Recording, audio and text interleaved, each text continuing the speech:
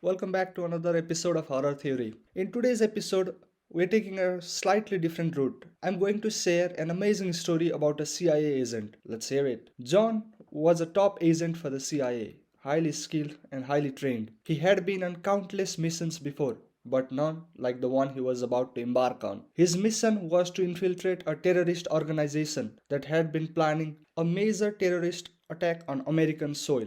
John was the perfect man for the job, as he had previously worked with some of the members of the organization and he knew their operations inside out. John's cover was that of a disgruntled CIA agent who was willing to switch side and work for the terrorists. He had already made contact with one of the key members of the organization, a man named Ahmad, who had promised to introduce him to the highest ops. John knew the risks involved in this mission, but he was determined to do whatever it took to stop the terrorist attack. He had been given a microchip that would allow the CIA to track his movements and gather intelligence on the organization. As John made his way deeper into the organization, he began to realize that things were not as they seemed. He started to uncover a web of lies and deceit that ran much deeper than he had ever imagined. Ahmed, the man who had promised to introduce him to the higher ups, was actually a double agent working for the CIA. He had been sent in to infiltrate the terrorist organization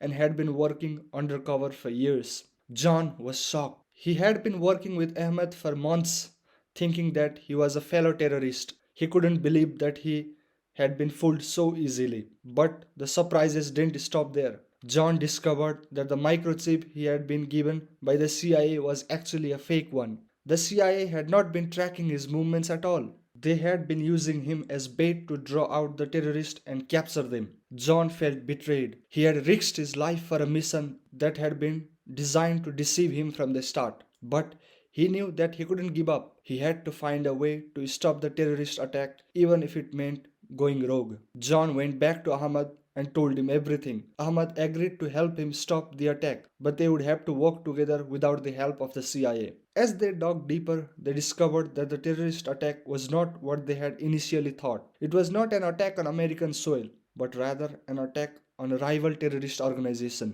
The terrorists were planning to take out their biggest competition and gain control of their territory. John and Ahmed had to act fast. They contacted the rival terrorist organization and warned them of the impending attack. They also gathered evidence of the terrorist organization plan and presented it to the CIA. In the end, John and Ahmed were held as heroes for their bravery and their quick thinking. The rival terrorist organization was able to defend itself and the terrorist attack was averted. But John couldn't shake the feeling of betrayal. He knew that the CIA had used him as a pawn and he wondered how many other agents had been deceived in the same way. As he walked away from the mission, he vowed to never let anyone use him again. He would always trust his instincts, even if it meant going against his own government. Subscribe to listen horror and thriller stories daily.